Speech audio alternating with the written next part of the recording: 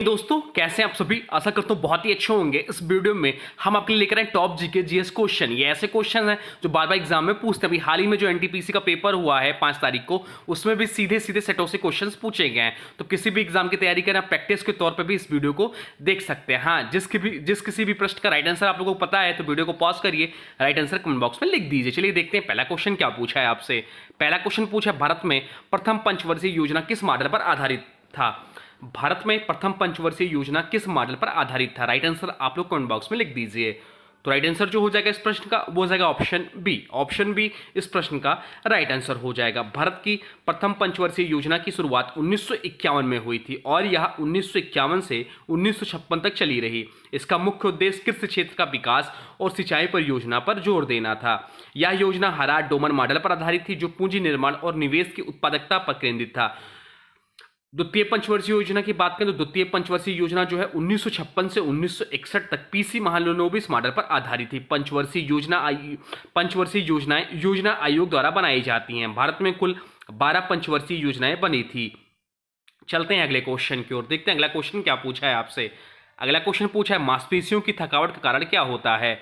मांसपेशियों की थकावट का कारण क्या होता है। ग्लूकोज, लैक्टिक अम्ल, पायरुविक अम्ल या अमोनिया। तो राइट आंसर जो हो जाएगा वो हो जाएगा ऑप्शन बी। लैक्टिक अम्ल जो होता है मांसपेशियों की थकावट का कारण होता है। चलते हैं अगले क्वेश्चन की ओर, देखते हैं अगला क्वेश्चन क्या पूछा है आपसे। अगला प्रश्न पूछा है, न्यायपालिका को किस अनुच्छेद के अंतर्गत स्वतंत्रता प्राप्त है।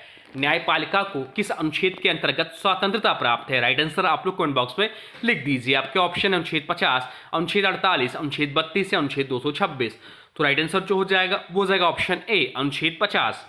अनुच्छेद 50 भारतीय संविधान के राज्य नीति के निर्देशक तत्वों में शामिल है। यह अनुच्छेद कहता है कि राज्य को कार्यपालिका और न्यायपालिका के बीच पृथक्करण सुनिश्चित करना चाहिए। इसका उद्देश्य है कि न्यायपालिका पर कोई राजनीतिक या प्रशासनिक दबाव न हो जिससे वह स्वतंत्र रूप से कार्य कर सके। अन्य विकल्पों की बात करें तो अनुच्छेद 32 जो है मौलिक अधिकारों की रक्षा के लिए नागरिकों को सर्वोच्च न्यायालय में याचिका दायर करने का अधिकार देता है। अनुच्छेद 226 जो है उच्च न्यायालयों को रिट जारी करने की शक्ति देता है। अनुच्छेद 48 जो है पशुओं की हत्या पर प्रतिबंध और कृषि तथा पशुपालन को आधुनिक व वैज्ञानिक बनाने से संबंधित है। चलते हैं अगले प्रश्न की ओर। अगला प्रश्न देखते हैं क्या पूछा है आपसे।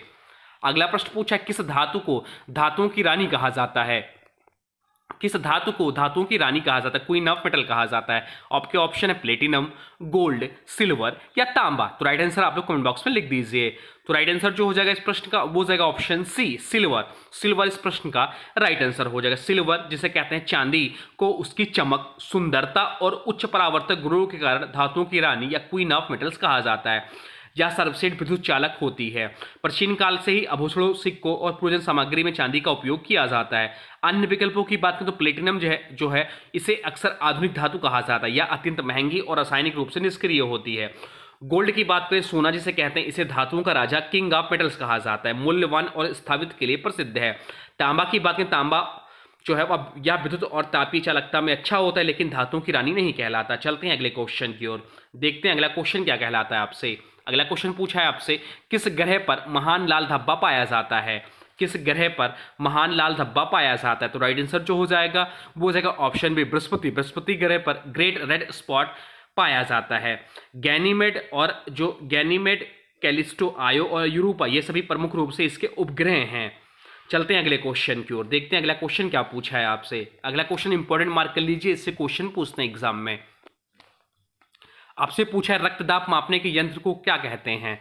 रक्तदाब मापने के यंत्र को क्या कहते हैं। तो रक्तदाब मापने के जो यंत्र कहते हैं वह कहते हैं स्पाइगोमैनोमीटर।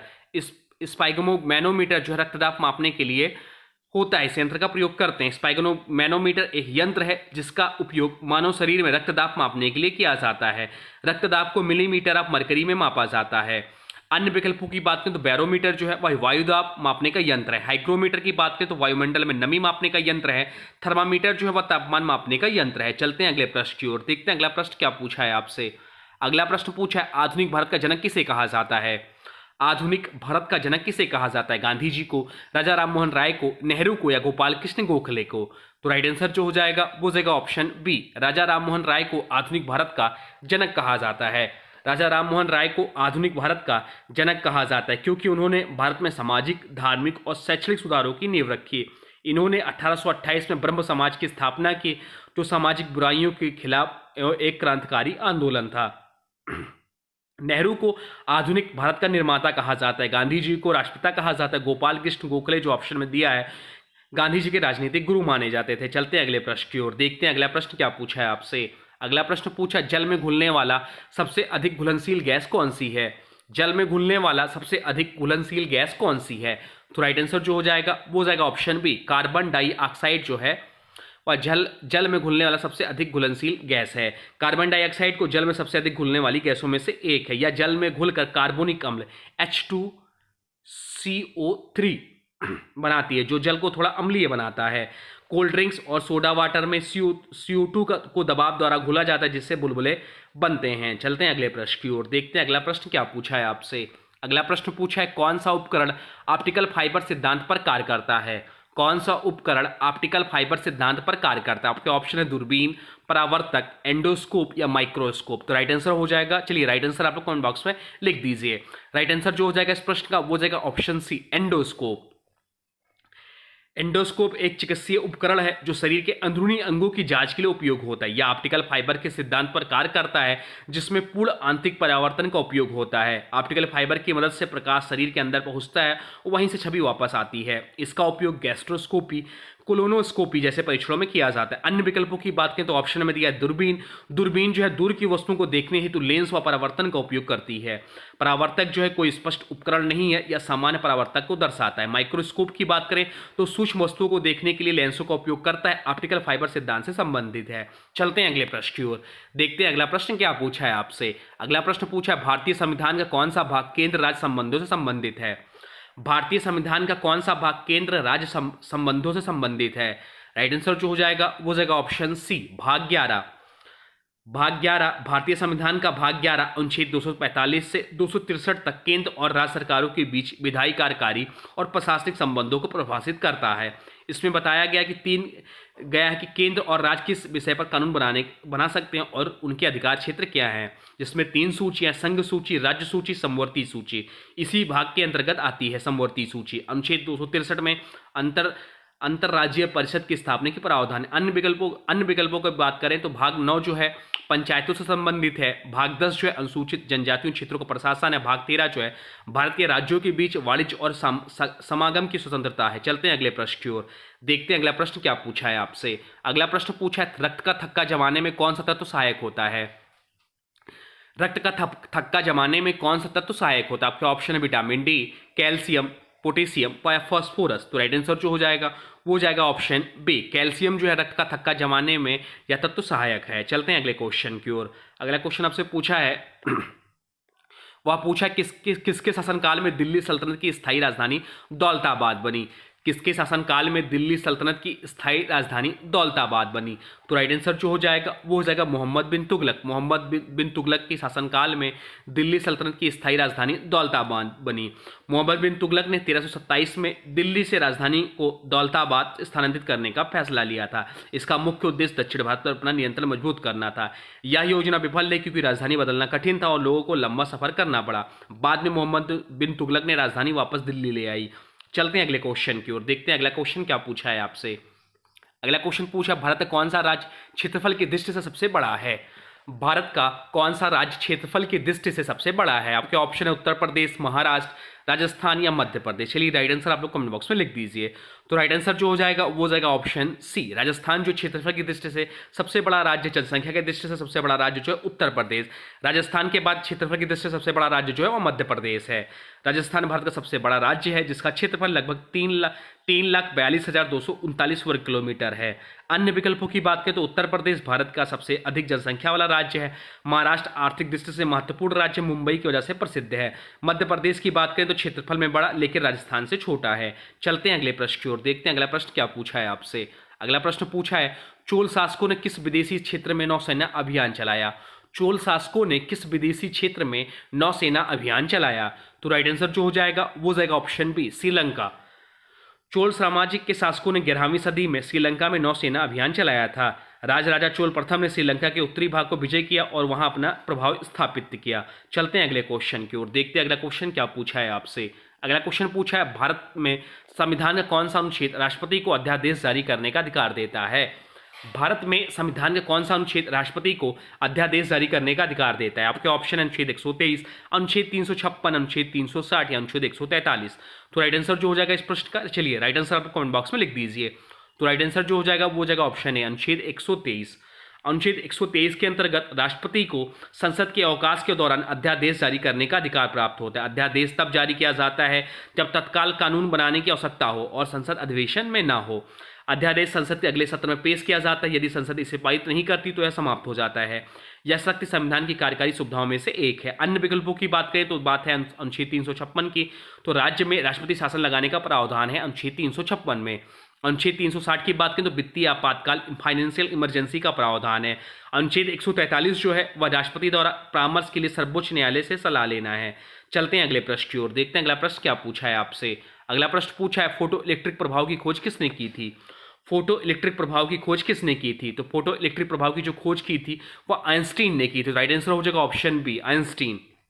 आइंस्टीन ने 1905 में फोटो इलेक्ट्रिक प्रभाव की व्याख्या की, जिसके लिए उन्हें 1921 में नोबेल पुरस्कार मिला। अन्य विकल्पों की बात करें तो मैक्सवेल जो है विद्युत चुंबकीय तरंगों के सिद्धांत के लिए प्रसिद्ध हैं। फ्लैंक जो है क्वांटम सिद्धांत के जनक हैं। बोहर जो है परमाणु मॉडल विकसित किया।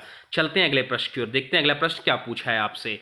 अगला प्रश्न पूछा है किस भारतीय क्रांतिकारी को भारत का लेनिन कहा गया है?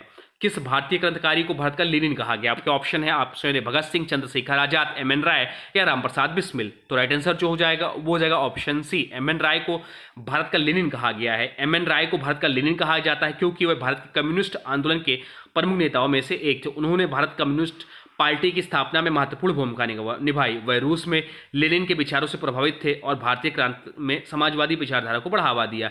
एम.एन. राय ने विश्व क्रांति के लिए भी सक्रिय भूमिका निभाई। चलते हैं अगले प्रश्न की ओर, देखते हैं अगला प्रश्न क्या पूछा है आपसे।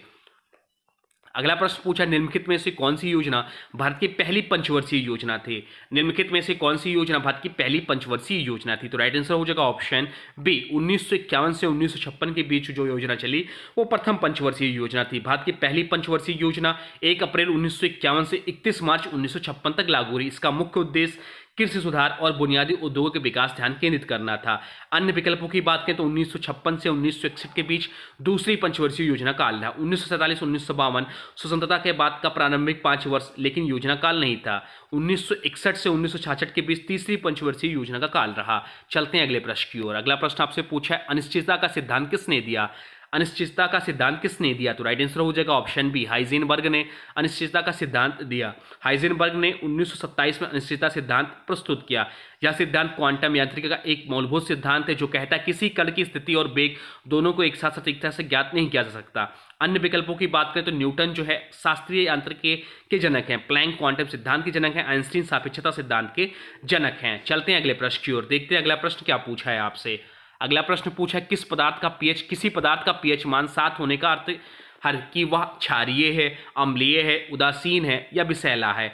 तो राइट आंसर जो हो जाएगा वो हो जाएगा ऑप्शन सी, उदासीन है। किसी पदार्थ का पीएच मान अगर 7 है तो वह पदार्थ उदासीन है।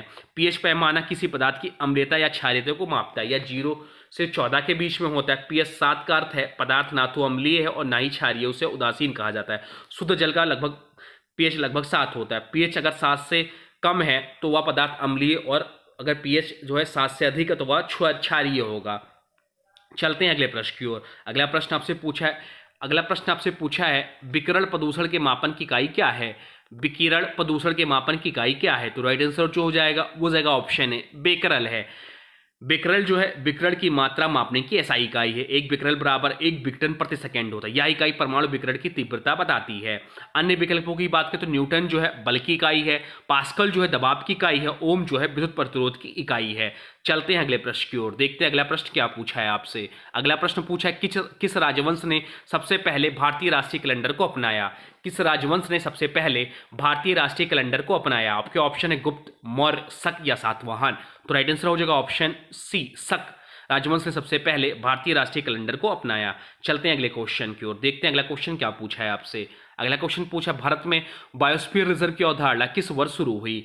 भारत में बायोस्फीयर रिजर्व की अवधारणा किस वर्ष शुरू हुई? तो राइट आंसर जो हो जाएगा वो हो जाएगा ऑप्शन बी, 1986। भारत में बायोस्फीयर रिजर्व की अवधारणा 1986 में आधिकारिक रूप से शुरू हुई। यह अवधारणा यूनेस्को के मानव और बायोस्फीयर कार्यक्रम के तहत विकसित हुई। चलते हैं अगले प्रश्न की ओर, देखते हैं अगला प्रश्न क्या पूछा है आपसे। अगला प्रश्न पूछा है संविधान के किस अनुच्छेद के तहत संसद को भाषा संबंधी कानून बनाने का अधिकार प्राप्त है।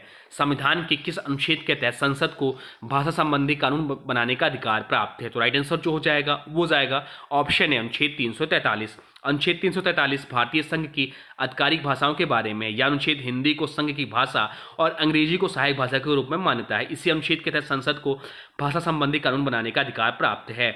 अन्य विकल्पों की बात करें तो अनुच्छेद 351 जो है भाषा प्रचार और विकास का प्रावधान है। अनुच्छेद 370 जो जम्मू कश्मीर को विशेष दर्जा देने को था। अनुच्छेद 124 जो सर्वोच्च न्यायालय की स्थापना से संबंधित है। चलते हैं अगले क्वेश्चन की ओर, देखते हैं अगला क्वेश्चन क्या पूछा है आपसे। अगला क्वेश्चन पूछा पिट्यूटरी ग्रंथि को मास्टर ग्लैंड क्यों कहा जाता है। पिट्यूटरी ग्लैंड को मास्टर ग्लैंड क्यों कहा जाता है। तो राइट आंसर जो हो जाएगा वो जाएगा ऑप्शन सी। यह अन्य अंतःस्रावी ग्रंथियों को नियंत्रित करती है, इसलिए पिट्यूटरी ग्रंथि को मास्टर ग्लैंड कहा जाता है। पिट्यूटरी ग्रंथि को मास्टर ग्लैंड कहा जाता है क्योंकि यह शरीर की कई अन्य अंतःस्रावी ग्रंथियां जैसे थायराइड, एड्रिनल, गोनाड्स आदि को नियंत्रित करती है। यह ग्रंथि विभिन्न हार्मोन्स जैसे growth hormones, ACTH hormones, TSH hormones आदि को स्राव करती है। पिट्यूटरी ग्रंथि का सही कार्य शरीर के विकास, चयापचय और प्रजनन क्रियाओं के लिए आवश्यक है। यह मस्तिष्क के बेस पर स्थित होती है या हाइपोथैलेमस से नियंत्रित होती है। चलते हैं अगले प्रश्न की ओर, देखते हैं अगला प्रश्न क्या पूछा है आपसे। अगला प्रश्न पूछा है कौन सा ग्रह अपने अक्ष पर सबसे तेज घूमता है। कौन सा ग्रह अपने अक्ष पर सबसे तेज घूमता है। तो राइट आंसर चलिए आप लोग कमेंट बॉक्स में लिख दीजिए। तो राइट आंसर जो हो जाएगा वो जाएगा ऑप्शन सी। बृहस्पति ग्रह जो है अपने अक्ष पर सबसे तेज घूमता है। चलते हैं अगले क्वेश्चन की ओर, देखते हैं अगला क्वेश्चन क्या पूछा है आपसे। अगला क्वेश्चन पूछा संविधान में राज्य की परिभाषा किस अनुच्छेद में दी गई है। संविधान में राज्य की परिभाषा किस अनुच्छेद में दी गई। तो राइट आंसर जो हो जाएगा वो जाएगा ऑप्शन है अनुच्छेद 13। अनुच्छेद 13 में राज्य की परिभाषा इस अनुच्छेद में दी गई है। चलते हैं अगले प्रश्न की ओर। अगला प्रश्न आपसे पूछा भारत में किस बंदरगाह को स्वर्ण जयंती पोर्ट कहा जाता है। भारत में किस बंदरगाह को स्वर्ण जयंती पोर्ट कहा जाता है। तो राइट आंसर जो हो जाएगा वो जाएगा ऑप्शन सी। कांडला पोर्ट को भारत के बंदरगाह को स्वर्ण जयंती पोर्ट कहा जाता है। कांडला पोर्ट को स्वर्ण जयंती पोर्ट के नाम से जाना जाता है। यह बंदरगाह गुजरात राज्य में स्थित है। तो आपसे एग्जाम में पूछ सकता है कि कांडला पोर्ट जो है भारत के किस राज्य में स्थित है। तो यह गुजरात राज्य में स्थित है। कांडला पोर्ट की स्थापना 1965 में हुई थी और 2015 में इसका स्वर्ण जयंती वर्ष मनाया गया। यह बंदरगाह भारत के सबसे व्यस्त और बड़े बंदरगाहों में से एक है। चलते हैं अगले प्रश्न की ओर। अगला प्रश्न आपसे पूछा है भारतीय संसद का निचला सदन कौन है। भारतीय संसद का निचला सदन कौन है। तो भारतीय संसद का निचला सदन जो है लोकसभा सदन है। लोकसभा सदन को निचला सदन या अस्थायी सदन भी कहा जाता है। लोकसभा को निचला सदन या हाउस ऑफ द पीपल्स कहा जाता है। लोकसभा के सदस्य सीधे जनता द्वारा चुने जाते हैं। चलते हैं अगले क्वेश्चन की ओर। अगला क्वेश्चन आपसे पूछा है वह क्वेश्चन है आपसे शांति स्वरूप भटनागर पुरस्कार किस क्षेत्र में दिया जाता है। शांति स्वरूप भटनागर पुरस्कार किस क्षेत्र में दिया जाता है। तो राइट आंसर जो हो जाएगा वो जाएगा ऑप्शन बी। विज्ञान और प्रौद्योगिकी क्षेत्र में दिया जाता है शांति स्वरूप भटनागर पुरस्कार। शांति स्वरूप भटनागर पुरस्कार भारत का सर्वोच्च वैज्ञानिक सम्मान है जिसे वैज्ञानिक एवं औद्योगिक अनुसंधान परिषद CSIR द्वारा प्रतिवर्ष प्रदान किया जाता है। यह टॉप 30 GK GS प्रश्न।